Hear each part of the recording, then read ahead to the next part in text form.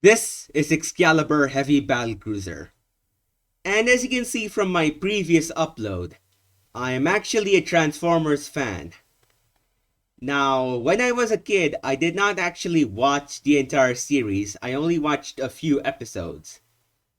But as an adult, I decided to rewatch the entirety of Transformers Prime, and man is it a lot of fun. There are many well-developed characters and many fun and engaging storylines in the show. There are also many jokes and memes in the show that make it even more entertaining. And the fight scenes and action choreography is also pretty good. So overall, I'd give it an 8 out of 10. Now as for the characters, I'm gonna rank them on a tier list. If you're not familiar with how a tier list works, S tier is the best tier, and as you go down the tiers, the worse the entries are gonna be. So F tier is the worst one, if you're wondering. And for entries that are on the same tier, the ones that are on the left side of the same tier are better than the ones that are on the right. So with that being said, let's get started with Arachnid. Arachnid is a very sad and sadistic killer in Transformers Prime. She causes trauma to RC for killing not just one but two of her previous partners. And she's in general a very sadistic person. She also eventually kills Breakdown, and even when allying with other factions in the show, she intends to eventually backstab them. Now, unfortunately, as much as she adds a sense of danger and unpredictability to the entire series, she doesn't have much more character than being cold, sadistic. So I'm gonna put her on C tier. Next up we have Alpha Trion, who is one of the 13 original Primes. Not even Optimus Prime, this guy was the original Prime. This guy was one of the original Primes, even before Optimus. And this guy actually petitioned Halogen Prime to vote Orion Pax into becoming a Prime. In the Transformers Prime cartoon, he plays the role of guiding Optimus to the Omega Keys and the relics, if I'm not mistaken. And he did serve his role occasionally as an old figure that guides the leader of the group. But other than that, he doesn't do much, so D tier. Next up, we have Unicron's antibodies. And these guys suck at their job. They could not defend themselves from six relatively normal-sized Cybertronians. I guess you can say Megatron and Optimus are bigger than normal, but still, there are only 6 Cybertronians inside of Unicron, and these guys could not do shit against them.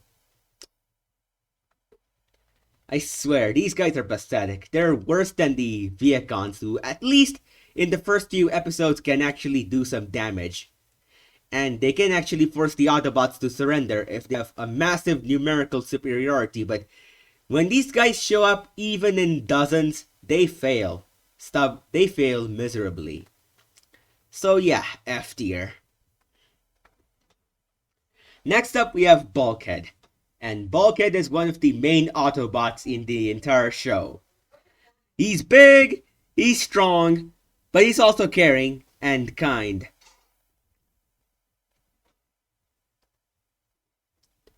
His human partner is Miko, and they get along together very well.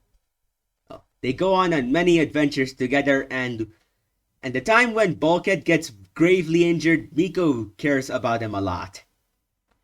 And Bulkhead, in turn, also cares about her as well in the episode Rock Bottom, where Miko drains her energy, and Bulkhead is genuinely concerned about her.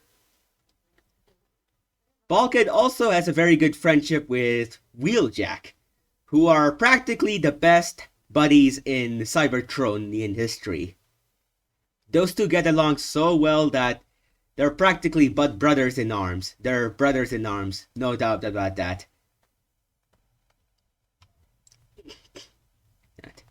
So overall, Bulkhead is a very good character, and I rank him at A tier. The only thing that's keeping him off of S tier is because his character trait of being a big clumsy brute is kind of generic. But other than that, he's pretty good. Next up we have Breakdown. And Breakdown is an interesting Decepticon. Now, at first glance, he's big, he's strong, just like Bulkhead. And he is a good match for Bulkhead's strength and durability. And then we look deeper into him and we discover that Breakdown is actually kind of special. He is possibly the only Decepticon who gives a shit about Vehicons. Vehicons being those standard troopers of the Decepticons. Most Decepticons will just ignore their existence or downright abuse them into perilous situations, but Breakdown does actually care somewhat about them. Like, he will actually talk to other Vehicons, and if a Vehicon shows niceness towards Breakdown, he will show a niceness back towards them as well. Like that episode where Agent Fowler acted as a Vehicon and said how it was Breakdown's day, and Breakdown was actually kind to the Vehicon that was actually Agent Fowler. So for that, he does get a fair bit of complexity into him. And then there's the episode Operation Breakdown, where there's actually glimpses that Breakdown could eventually defect the Decepticon cause and become an Autobot. Now this sadly did not come to be as Starscream immediately ordered Breakdown to attack Bulkhead, which he obviously failed at because the good guys gotta win. And eventually he does get killed by Arachnid, which is definitely a shame, which is an opinion that is shared by many other fans who really wanted to see Breakdown become an Autobot. Like, he does seem to be kinder than most Decepticons when it comes to Vehicons.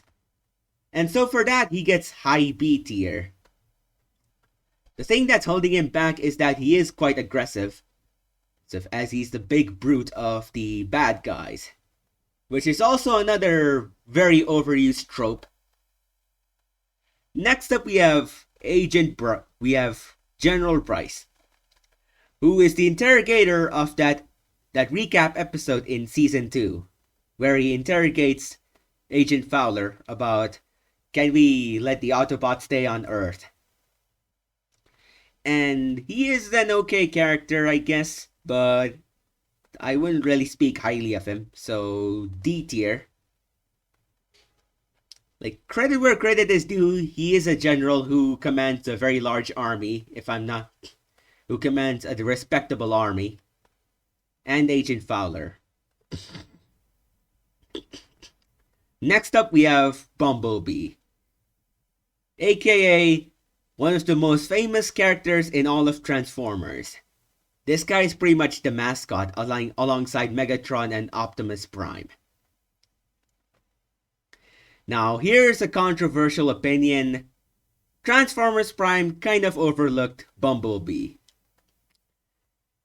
For the majority of episodes, Bumblebee is a team player who is a sidekick to other Autobots in their cause against the Decepticons.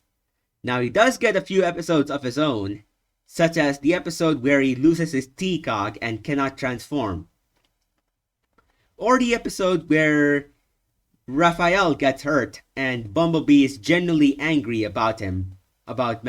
genuinely angry against Megatron, or that episode where Bumblebee's mind is invaded by Megatron. Yeah, that thing happens, and it's genuinely interesting to see the Megatron as a smaller scout body, and Bumblebee trying his hardest not to harm Raphael while Megatron is trying to take over his body. But as much as those moments were cool, sadly he is overlooked by the show, and I kind of wish he got more key moments in the show. And so I'm gonna put him in C tier. I'm really sorry, Bumblebee fans, but this definitely is not the best interpretation of Bumblebee in Transformers media. Next up, we have Cliff Jumper.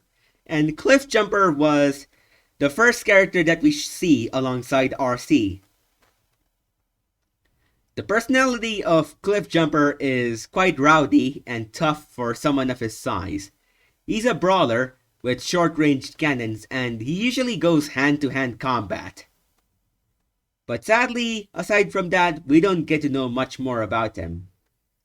And I just wish that he wasn't killed off so early on in the Transformers Prime show.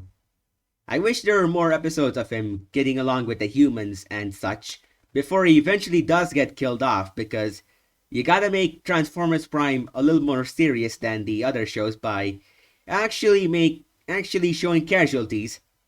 Like, people do actually like Transformers Prime because it caused casualties, like real casualties, to the Decepticons and the Autobots. But I kinda wish that the Cliff Jumper was more well developed before he became a casualty.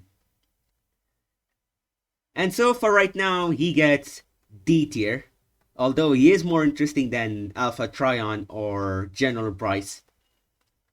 Next up, we have Darksteel. And frankly, Darksteel and Skylynx are pretty similar to each other. They're both Predacons, and they're both smaller than Predaking, and a lot less dangerous than him.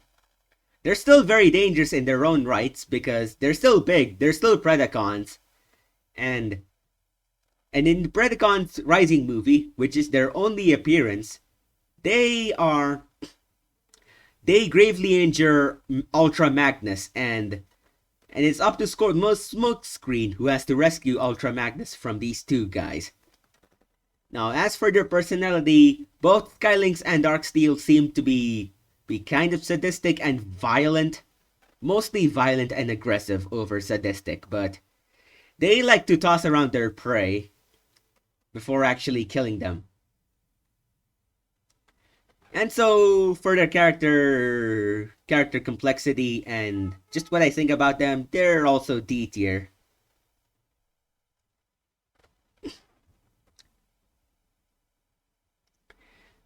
Yeah, I'm gonna put them above General Bryce just because these guys actually did some action. Next up, we have Dreadwing. And Dreadwing is another interesting Decepticon who also wanted to defect from the Decepticon cause because he realized that Megatron was not an honorable person. He brought back Starscream to his cause just because Starscream bribed them some Omega keys. And Dreadwing very much cares about honor, just like his brother Skyquake. He does not believe in desecration unless it's for a very important cause, like that one time where he kind of went along with Megatron and took the Prime's arm, which was definitely desecration, but Dreadwing allowed it for that time, I guess because it was the only way the Decepticons could fight back against Optimus Prime with the Star Saber. But aside from that, incident, Dreadwing does care about honor. And credit where credit is due, Dreadwing is also a pretty good fighter. He can tussle with the likes of Optimus Prime. And he throws around those bombs and is actually quite tactical with them. He is quite smart as a fighter, so he is not to be underestimated.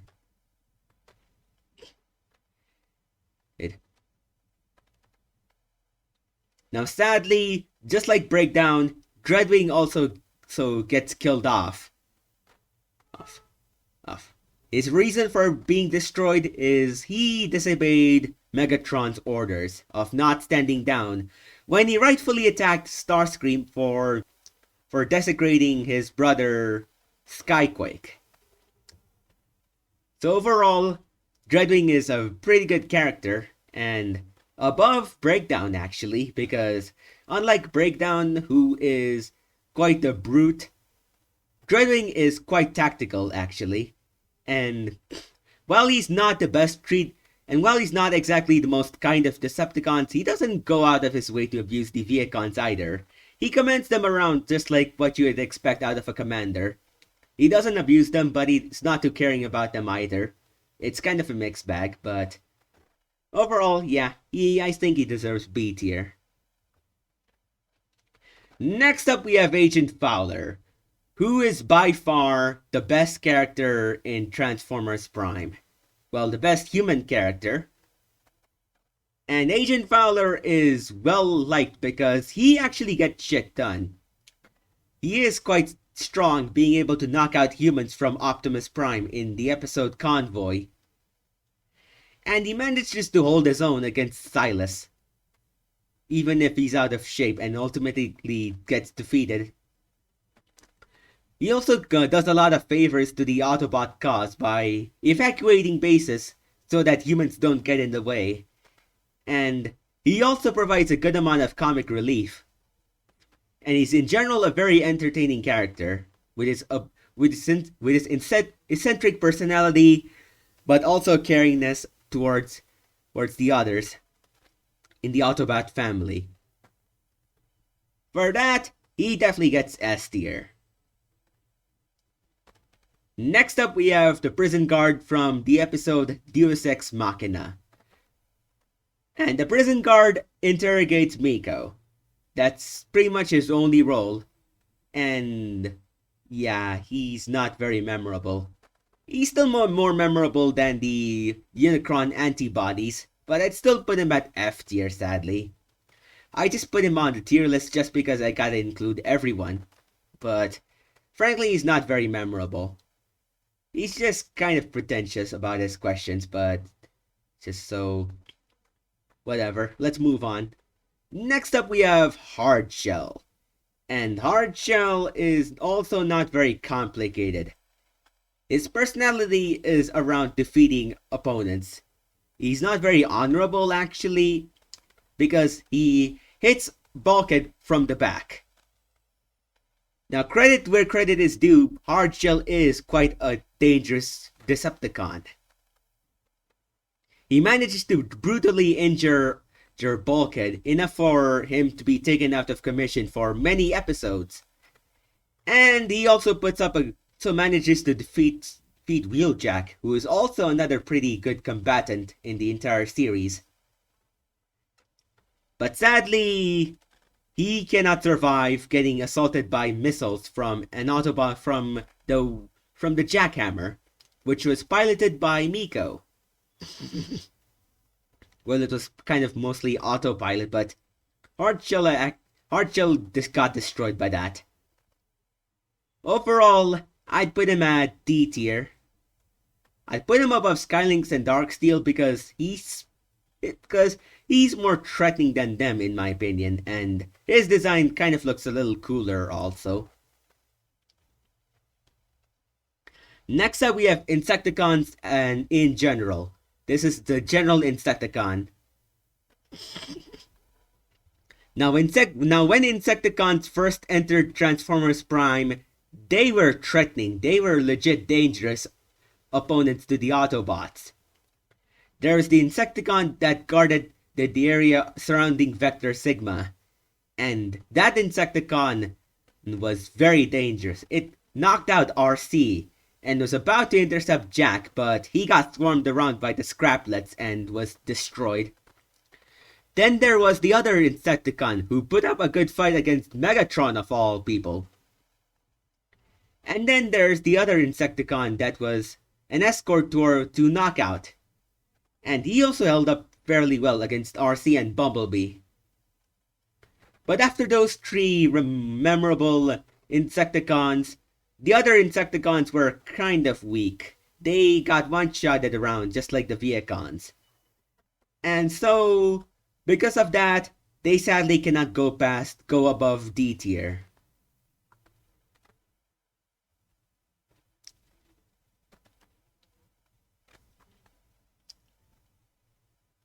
Next up, we have Jack. And Jack is the big brother figure of the three kids in the Autobot family. Now, as a 16-year-old, he is still quite reckless, and he does have high school problems such as getting girls and trying not to get bullied. But aside from that, Jack is, well, I was gonna try to find good things about him. One good thing about him is that he is surprisingly quick thinking for a human, and he does come up with clever plans such as managing to destroy Arachnid's warship, or many other plans that I really cannot remember. But overall, Jack Darby is surprisingly responsible for a 16-year-old, but he's still a human, and he still makes mistakes. And frankly, the thing that holds him back is, aside from those traits, he doesn't have much more character depth to him. And his character design is kind of meh. It's just bland. So I'm gonna put him in C tier. Next up we have June, the mother of Jack. And June is quite strict in not letting a motorcycle inside of her house, because she's seen the horrors of accidents that happen when people.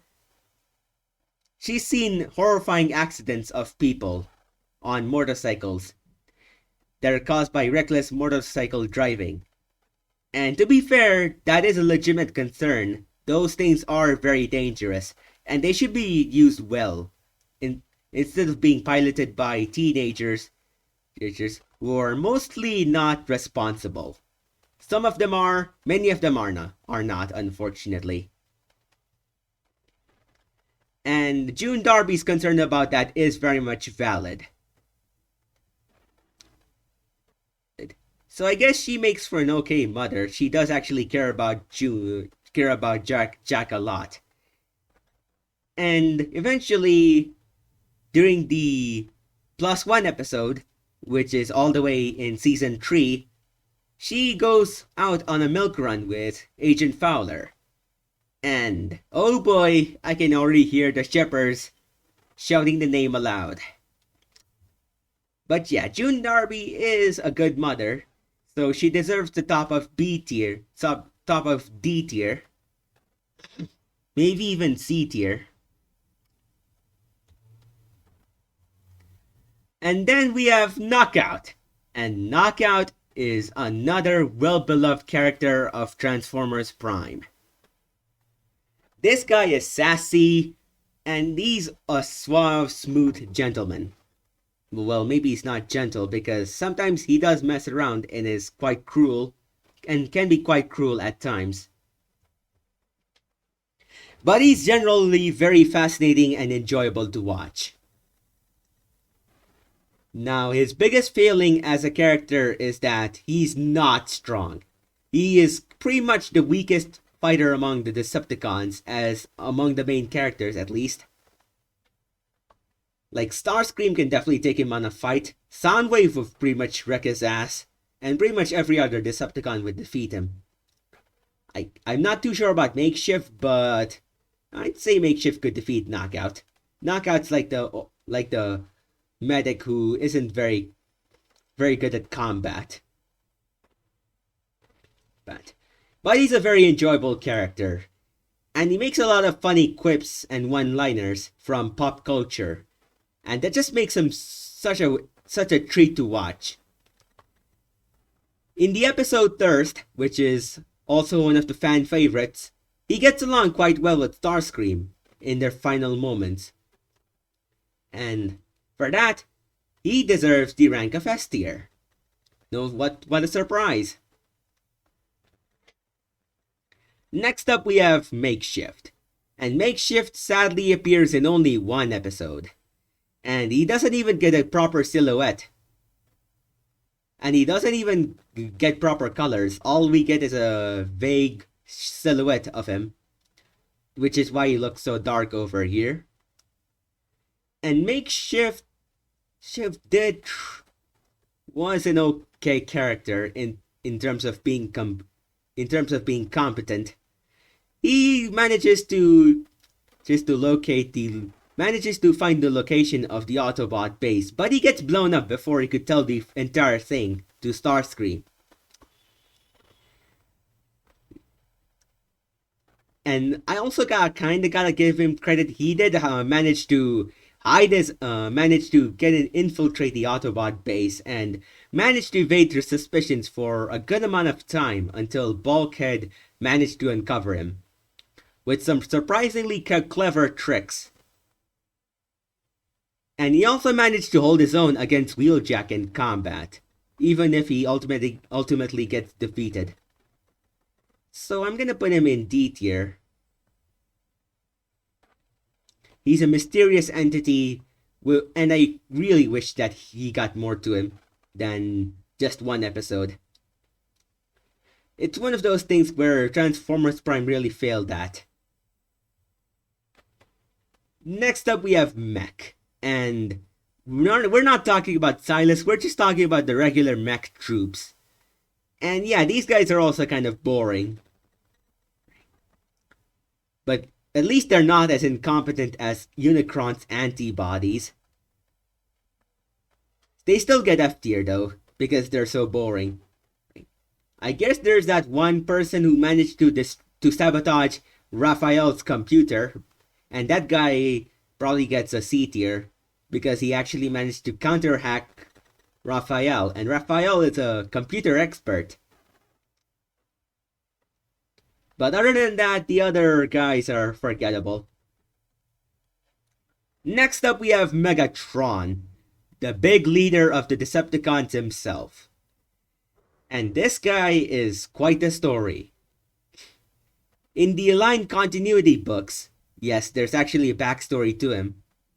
He's actually a slave, and he has a very hard and tough life, where he has to climb aboard, where he has to mine resources, and it's generally not a good place for him to be. It's very hazardous, and the working conditions are not very good at all.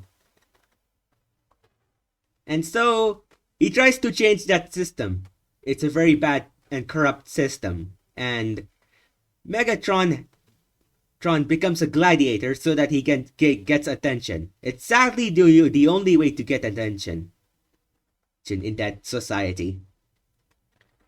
Megatron becomes a very accomplished gladiator because of his years in the arena. And that's why he goes around shouting around like, "The pits of Carrion!" He has extensive experience in that area. As for being a military commander, it is quite a mixed bag. On one hand, he is very strong. He can match Optimus Prime in terms of strength, and Optimus Prime was amped up in strength because of the Matrix of Leadership. So this guy is very strong for a bot who isn't a Prime. Not only that, he's also very skilled and tactical in combat. He is very legitimately threatening, and even when he's outnumbered 3-1, he managed to defeat all of the Autobots when those Autobots were guarding the space bridge to Vector Sigma. So yes, this guy is a beast in combat. But sadly, his military competency leaves a lot to be desired. At times, he gets excessively angry and he makes bad decisions. He wants to be the one that kills Prime. No one else gets that honor. And it's a tactical oversight that has cost him a lot. For example, Starscream actually came very close to destroying Optimus Prime, but Megatron decides to take out Starscream instead of Optimus Prime. There's also the other incident where Optimus Prime had the Cybonic Plague, and Megatron, after some coaxing by Bumblebee, decided to give the cure to Bumblebee so that Optimus Prime could be in fighting shape. So Megatron does actually care about getting a proper final epic fight against Optimus Prime before defeating his arch nemesis. So I guess that's kind of cool. Now Megatron is not completely evil because because the because the original Decepticon cause is actually kind of justified. As I stated before, the system was just corrupt. Corrupt. And Megatron really wanted to change things around. Even if the methods he used were extreme, he had legitimate points in his case, and it's a shame that it never came into fruition, and instead he became increasingly a tyrant and just became cruel and barbaric.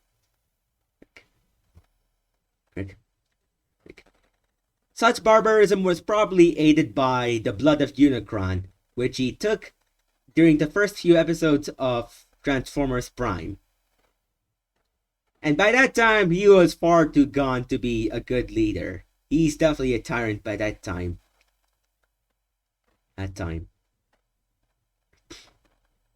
Eventually, in Predacons Rising, after he gets tortured by Unicron, it's not just light torture, he gets tortured hard by Unicron.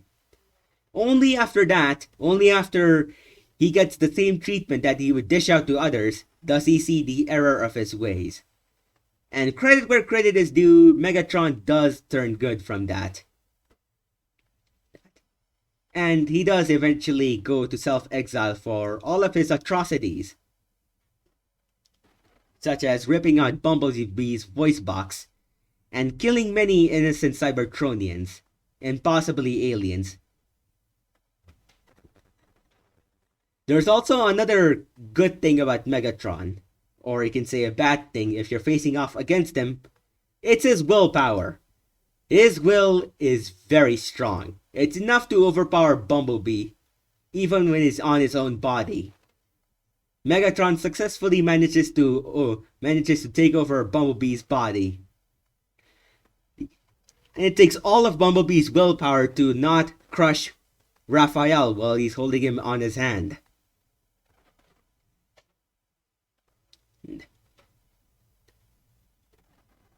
So all of these factors combined together make Megatron an S tier. He's not the absolute best character in Transformers Prime, but he's up there.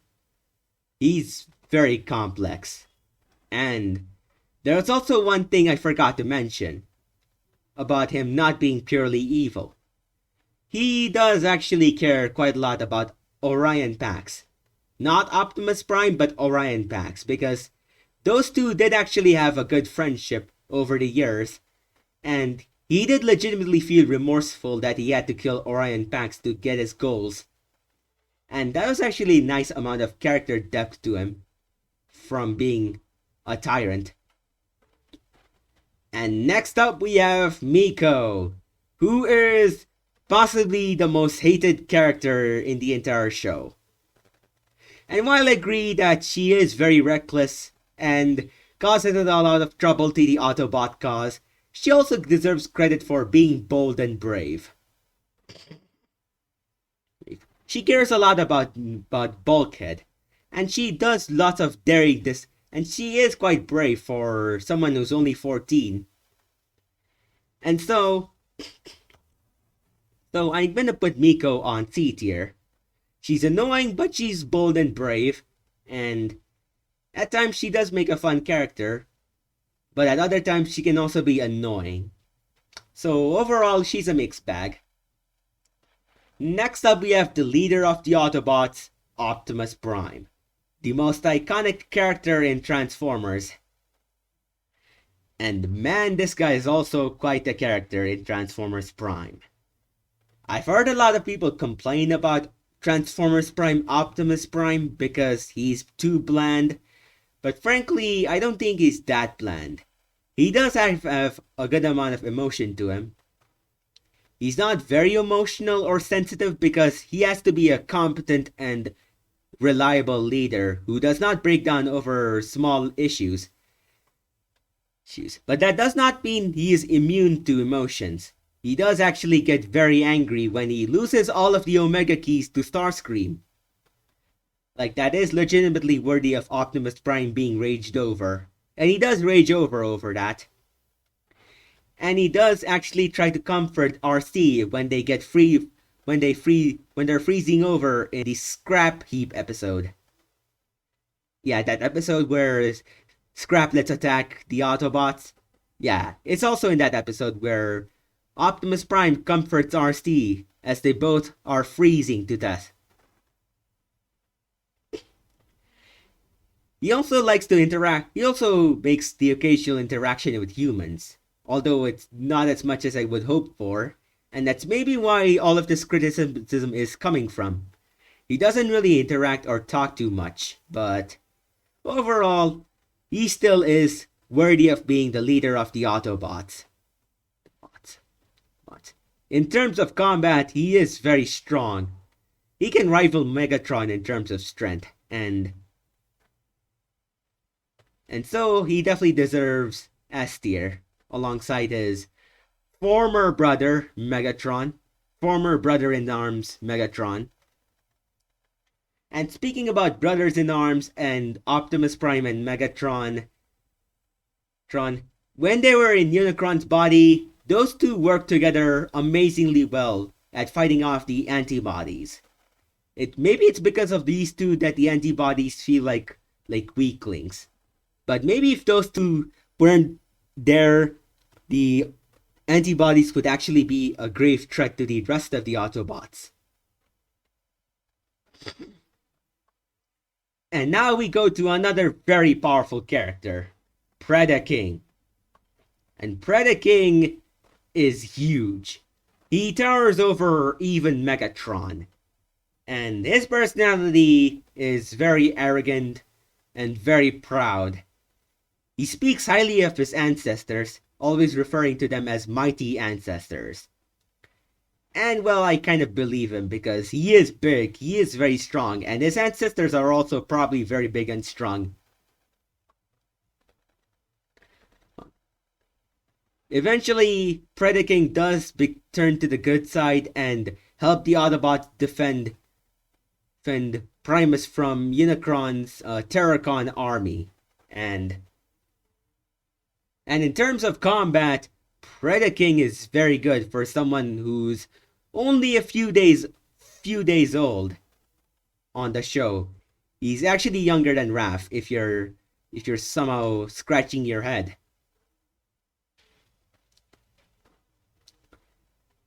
Obviously, he does not have the battle experience of Megatron, but he still manages to put Megatron on a very bad position before Starscream manages to rescue him by a missile strike to the back. Aside from that, he also manages to hold his own against Optimus Prime in his upgraded form very well. And his upgraded form is much stronger than his older form. I have no doubt that in his original form, Optimus Prime would get defeated by Predaking. Okay. But as much as Predaking is mighty and tough, he does not have much of a personality. And I really wish we got to see him interact with humans. Whether it be positive or negative, as he's probably gonna disrespect the humans a lot because of their smaller size. But it still put him at C tier and above Arachnid because he does eventually become good and thus has more character depth to him than Arachnid. Yeah, I spoke a lot, but I still have a lot more speaking to do. Next up, we have Raphael's mom. And we don't even get to see a face of her. We only see a little bit of her side, but that's really all we're gonna get from Raphael's mom.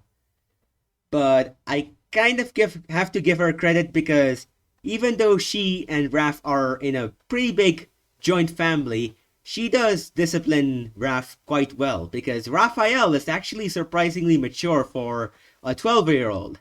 He's a lot more responsible than Miko, and a lot more responsible than many 12-year-olds. And so for that, I definitely have to give her credit for being a decent parent, for not turning her kid into to many other 12-year-olds who are not as responsible as Raphael.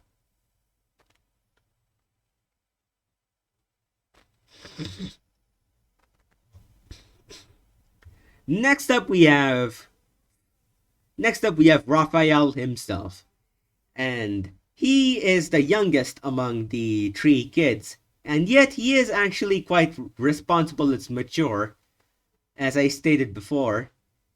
He's also very intelligent, perhaps even too intelligent for someone of his age, because he can hack around government websites while he's only 12. Like, that's definitely Gary Stu material. He's sadly a Gary Stu, but I still like him because he isn't annoying as a character, and he does help around the Autobot cause a lot. And he does care about Bumblebee a lot. He also gets along quite well with Ratchet. Another thing I kind of overlooked when I ranked the other characters, specifically Miko, is that she also got along quite well with Wheeljack. They have a friendship trio, and Raph has a friendship trio with Bumblebee and Ratchet. So overall, I'm gonna put him in here. Next up, we have Ratchet as well. And Ratchet is a very old character. Maybe not as much as Alpha Trion, but still very old. Probably older than Optimus Prime. And Ratchet is also the doctor of the Autobots. But despite being a doctor, he's actually shown to be a comic relief and a badass. He does actually fight quite well for someone of his age, and someone who is usually only a medic. He manages to hold his own against those Terrorcons before eventually being overwhelmed. And when he gets amped up with steroids, aka synthetic energon, he can punch around Viacons better than Bulkhead can ever dream about. And he actually manages to punch around just to land a pretty solid hit on Megatron. Now, unfortunately, he's not going to be defeating Megatron, even with steroids, but Ratchet is still very, very well respected. In terms of being respected, I have to get into it. Even though Knockout kind of despises him because Ratchet is because Ratchet is probably more respected than Knockout. Definitely is more respected than Knockout, actually. And well, in terms of being respected, Ratchet is actually respected by Shockwave, who is normally very cold and uncaring. And the two actually get along together surprisingly well for Autobot and Decepticon. Now eventually they do turn on each other, but it's not out of because they hate each other personally, but it's because of their cause. The Autobot versus Decepticon cause, which ultimately turns them to fight each other. And yeah, Ratchet is another character that deserves S tier. Next up, we have the Scraplets. And the Scraplets are small, but they're also very dangerous. I actually have to say it, these guys are more ferocious than Unicron's antibodies. Yeah, I'm not joking. I'm 100% serious with this opinion. I'd rather have Unicron try to make copies of these guys rather than these guys, because the Scraplets actually came pretty close to destroying the Autobot base and just devouring the Autobots whole. It's actually very scary how Bulkhead describes them. Like airborne piranhas that eat apart your flesh. Cybertronian flesh. Which is metal, but these guys can bite through metal very easily because of their razor sharp teeth, and they bite fast. They jump around fast. And I really don't blame Ratchet for calling these guys the most dangerous vermin on Cybertron. But in terms of personality, they're only eat, eat, eat. They only like to eat. That's sadly their personality. But since they're quite threatening, I'm gonna put them here. Even more so than Hardshell, because these guys ate one of the Insecticons. Next up we have Shockwave, and Shockwave is a very cold and sadistic doctor, scientist of the Decepticons. But I'd still rather be alongside Shockwave than Arachnid, because at least with Shockwave, if you're getting tortured, there's probably something cool that he's gonna make out of it. Unlike Arachnid, who just hunts for sport. Yeah, I actually said it. Shockwave is more ethically considerate of you than Arachnid. Well, maybe not. I maybe want to take back that opinion before Shockwave comes and finds me and tortures me for experiments. But even so, Shockwave is a better character than Arachnid, because unlike Arachnid, Shockwave can show kindness.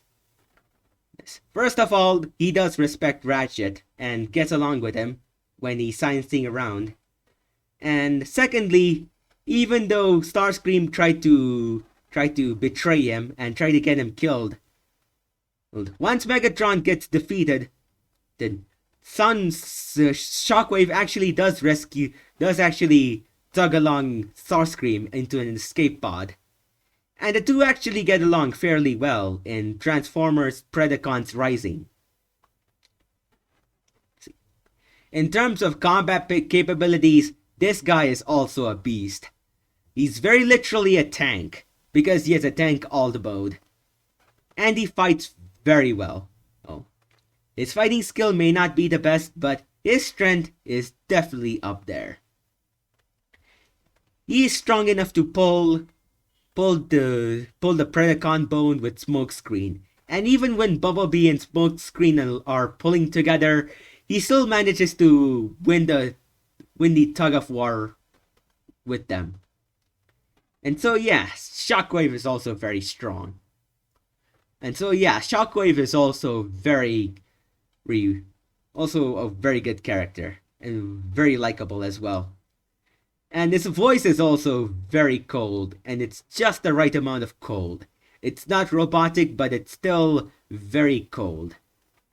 I really gotta give it to David Sobolov for his great voice work on Shockwave. And for that, he gets A tier. Like, the very top of A tier, borderline S tier. Next up we have Sierra, who is like the crush of Jack, and sadly she does not have much to say. I'm gonna put her on F tier. At least she's more pleasant to look at than this dude, or Unicron's antibodies. Next up we have Silas, and Silas is also quite the villain. He's also quite a cold and sadistic villain who is very much willing to tear apart Breakdown for personal gain. He also kidnaps June and forces Jack through some pretty rough events, like having to rescue his mother from Arachnid. That's not going to be pleasant at all for Jack in the coming years. And Silas also has the especially dishonorable quality of screwing over his fellow mech members once he gets amalgamated into Breakdown's body. When they patch him up with Breakdown's body, he decides to repay them by just killing them. Yeah, he kills them. And that's something that people don't like about Silas. And I get it. I very much get it. He really should not have done that. He should have shown a little bit more compassion. Maybe not too much so that you become a good guy, but still, a little compassion doesn't harm anyone. So yeah, I'm gonna put him on D tier because he does still make for a decent villain. He is a looming threat around, and he does cause a bunch of trouble for the Autobots.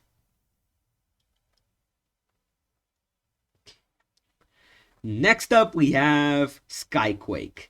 And Skyquake only showed up for one episode. He's the brother of Dreadwing, and unlike Dreadwing, Skyquake seems to be more brutish and not as intelligent because he just likes to rush around, just like Breakdown. Like, credit where credit is due, Skyquake does have a very cool minigun, and that does damage apart Optimus quite well. But on the other hand, he gets torn apart by Bumblebee, who's a lot smaller than him. He just stays around in jet mode while Bumblebee's ripping apart his guts. Can't he just transform and like try to shake off Bumblebee? And so for that, I'm gonna put him in F tier. He's just not very... He's just too dumb for me to consider him on even D tier. Next up, we have Smokescreen. And Smokescreen, his personality is also kind of bland, sadly. Because his voice does not sound too good, even if it's Nolan North. Yeah, Nolan North fans, I'm sorry, but I had to do this to you. He just sounds a bit too generic for my taste. You may disagree, but that's what I think.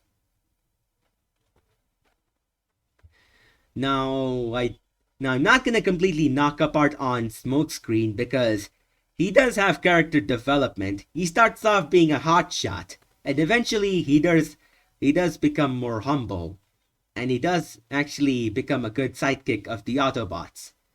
But in that time, he also falls into becoming just another team player, similar to Bumblebee.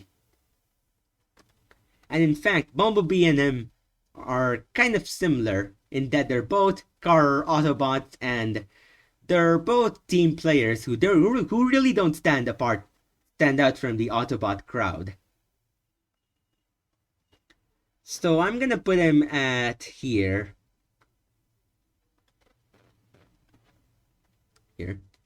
He does have the unique ability of he does have his signature weapon of the phase shifter, and he does actually use that fairly well. But without that, he isn't anything special, sadly.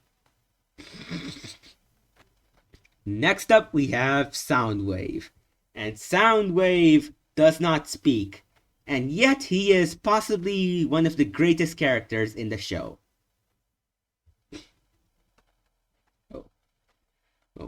The reason why he's called one of the greatest in the show is because he is very competent at his job.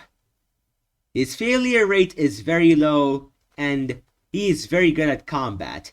In fact, in the Aligned Continuity books, the same ones about Megatron, it stated that Soundwave was also a gladiator, and he actually held his own very well against Megatron. In fact, he was actually one of the closest gladiators to defeating Megatron in gladiatorial combat. So yes, Soundwave kicks ass. Yes, as we all know, we all saw that episode where he defeated the Arachnid with ease, and he also held his own, and he also fought very well against Wheeljack. And it's only because he blundered around a little bit with his tentacles that he was on the back pedal for a while. But he managed to eventually score back the win by grabbing the range blaster and blasting it at Wheeljack. And Wheeljack is no slouch either, so that's not really a knock against Soundwave. Soundwave is superior indeed.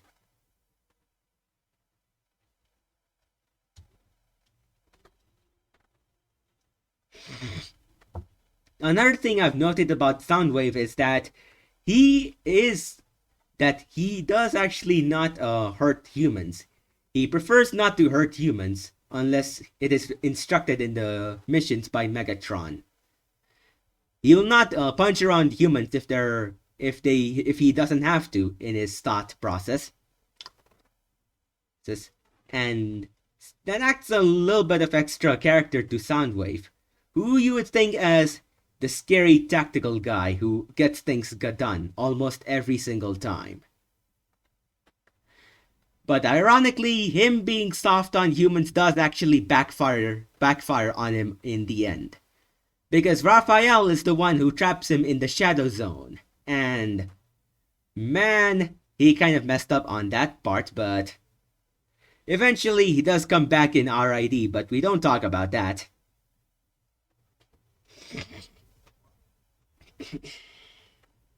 Next up we have Starscream.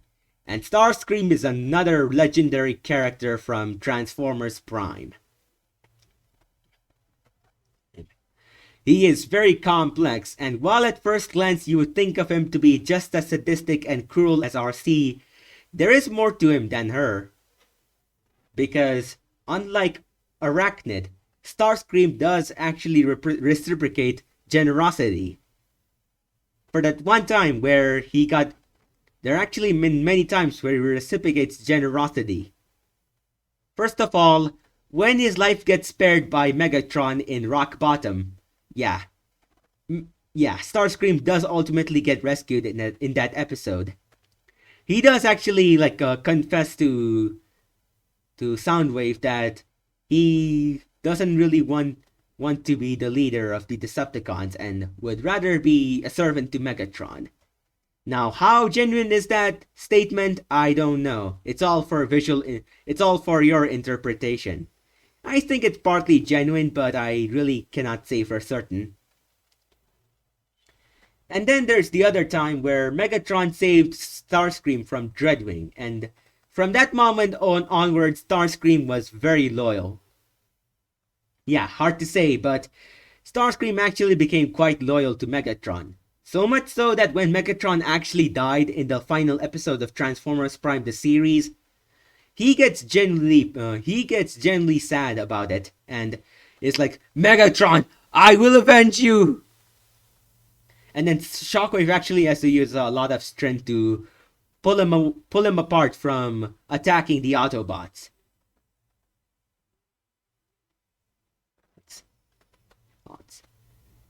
And as much as Starscream is like to be seen as a loser, he does actually have crafty and ingenious plans, such as using makeshift to infiltrate the Autobot base, which actually was so close to succeeding if it weren't for Wheeljack's grenades that blew apart makeshift. Or that time where he managed to single-handedly gain all of the Omega keys in one fell swoop by taking some red energon and managing to trick the Autobots and lowering their guard. For that, Starscream definitely deserves credit. He is a lot smarter than you think. And in terms of combat capabilities, while we also think of him as a loser there, when he was actually a Seeker, he was actually very competent as a fighter. We all hear about how Soundwave can hold his own against Megatron, but did you know that Starscream can also do something similar? Maybe not as much as Soundwave, but still, he can hold his own against Megatron in those days. Nowadays, I'm not too sure because Megatron has beaten him a lot, and Starscream may actually have PTSD and inferiority complex because Megatron likes to abuse Starscream. He punches Starscream around, and from that, he probably lost a lot of self-confidence, which may be responsible for him not being as good of a fighter as he used to be. But still, Starscream is a very good character. Next up, we have Ultra Magnus. And Ultra Magnus was the leader for a few episodes when Optimus Prime was still down there with Smokescreen, badly damaged. And Ultra Magnus is actually quite a leader. He's voiced by Michael Ironside, who voiced Darkseid in the legendary Justice League series. He's, he's Now, in terms of character complexity, he starts out being a very strict commander, but eventually softens up and becomes more welcoming towards the Autobots. And at first, he did not get along at all with Wheeljack, but eventually, those two actually get along better. It's some character development which I like, and in terms of combat capabilities, these Ultra Magnus is also pretty competent. He sadly could not defeat Megatron, but he did manage to beat up Shockwave, and it's because of his superior combat experience. Shockwave may be stronger, but Ultra Magnus has clearly more experience, and he's still not no slouch in terms of strength. Like, he managed to knock out one of the Predacons in Predacons Rising. And he can punch around the Vehicons with no problem. His hammer swings can punch around Predaking very well. Oh. So overall, I'm gonna put him on the top of C tier because he is very strong, but ultimately not too complex a character. Next up, we have the big bad, the ultimate evil of the Transformers universe, Unicron. And Unicron is very, very big. That's the first thing I'm gonna say, because he's the size of a planet's core. He actually is the core of the Earth in the Transformers Prime universe. And in terms of being a threat, he causes a bunch of disasters all around Earth, and I'm not too sure about how many people actually die from that, but it's safe to say that many hundreds or thousands even died from those, and these disasters were just causing a lot of chaos around the entire world, instead of just a localized region with the Decepticons. But as much as I like to sing praises about the big bad of Transformers, sadly, this version of Unicron falls flat because his personality is not very complex. He's just your generic destroy everything villain. And for that, he sadly gets F tier. Here. He's above everyone else just because he has much more influence on everyone, on the events of Transformers Prime, but still, he gets F tier because he's not very complex, and he's also not very good at fighting. In Predacons Rising, when Unicron takes over Megatron's body, Megatron does not fight as well as he used to, and he has to rely on those Dark Energon weapons to get things done. Otherwise, Predaking can throw around Megatron's upgraded body, and so can upgraded Optimus Prime.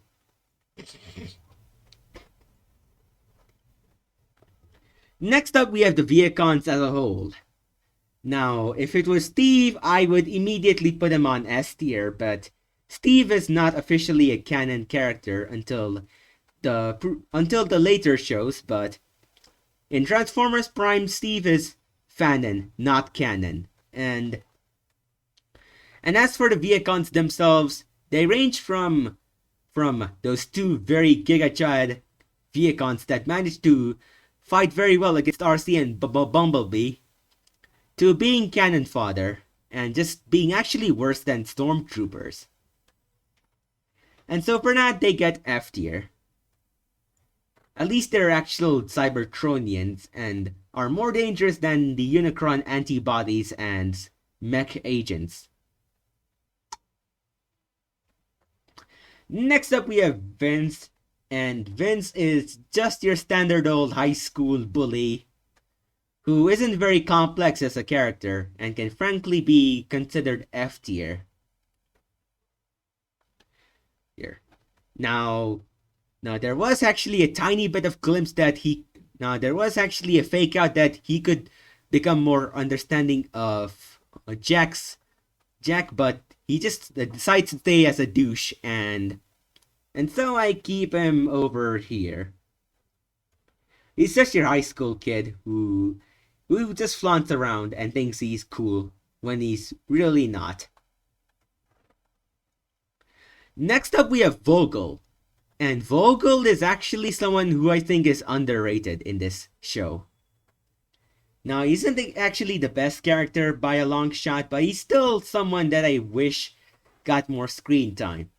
And it's actually an unpopular opinion because I don't really see people thinking much about Vogel because he only shows up for one episode, but I still wish that he showed up in more episodes as a reoccurring character. Like, whenever there are, like, mining stuff, he could, like, show up as the safety guide because he seems to have experience in underground facilities and underground construction. And so I actually kind of want to place him on C tier. Here. Here. He is actually kind of underrated. Next up, we have Wheeljack. And Wheeljack is another well-beloved character of Transformers Prime. And this is actually a deviation from the other Wheeljack characters, which were more nerd-like and not as badass as this one. I guess Cyberverse Wheeljack was also cool, but this Wheeljack is also very cool. And this guy, he's a badass. He swings around those katana blades, and he's very good at combat. He tears apart the Vehicons with ease, and he can hold his own against much larger enemies such as Shockwave and Hardshell, and even Soundwave.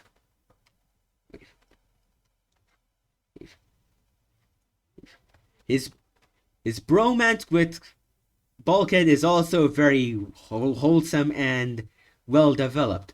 He starts off as being cold and a lone wolf type to someone who's actually goes along kind of well with other teammates. And for that, he deserves A tier. Next up we have RC. And RC is the human companion, is the fembot, the Autobot fembot, the only female Autobot in this show right now. And their human partner is Jack. And those two actually get along quite well. And yeah, ships are gonna come once again. But yeah, we learn about RC's past, and she actually has her history about her two dead teammates and her trying to not lose any more teammates. And she also acts like a mother figure to Smokescreen, who at first acts like a bratty, spoiled teen, but eventually gets his act together. And in a way, she did help him get his act together. There. In terms of character complexity, she is pretty good, and she is quite sassy. And so I like to place her on B tier, at the top of B tier. Next up, we have Tailgate. And Tailgate is a character we don't really see much about. The most I know about him is that his voice actor is the same as Jack Darby. And it's actually kind of a hypothesis that Jack is like the reincarnation of Tailgate. It's just a theory, but it's something that the fan made up, that fans have come up with. Unfortunately, he only shows up in a flashback, so he isn't very memorable, and I sadly have to place him on F tier.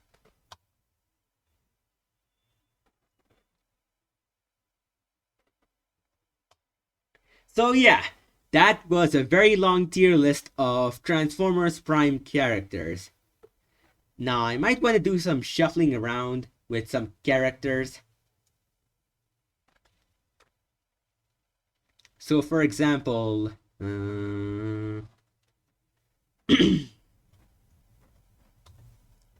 yeah, I elevated Jack and... So yeah, I elevated Jack and Raphael to B tier because I think they're actually decent allies in the in the Autobot cause. And I also want to elevate RC to A tier because I think that she actually deserves A tier. As for Bumblebee, I kind of want to promote him as well.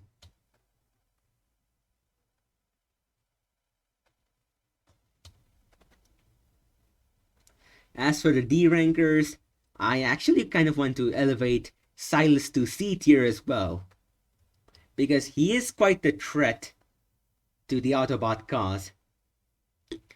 And maybe Unicron also gets his way to D tier just because he is so influential in the Transformers universe that you just cannot escape his influence. And after all, he is one of the halves of the original creation.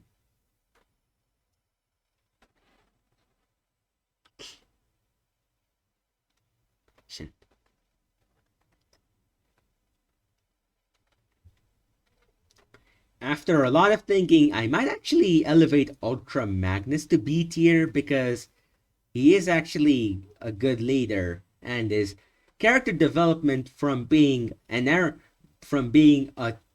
very strict leader to a less strict leader who actually understands his teammates better is quite endearing.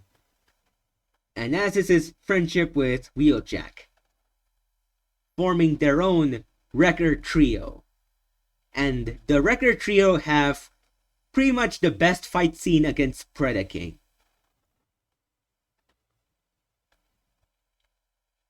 I also want to elevate Cliff Jumper up to C tier because he was kind of fun, even if he didn't have much screen time. And so yeah, that is my tier list. What do you think about this? This is Excalibur Heavy Battlecruiser, and as always, may the forks be with you all.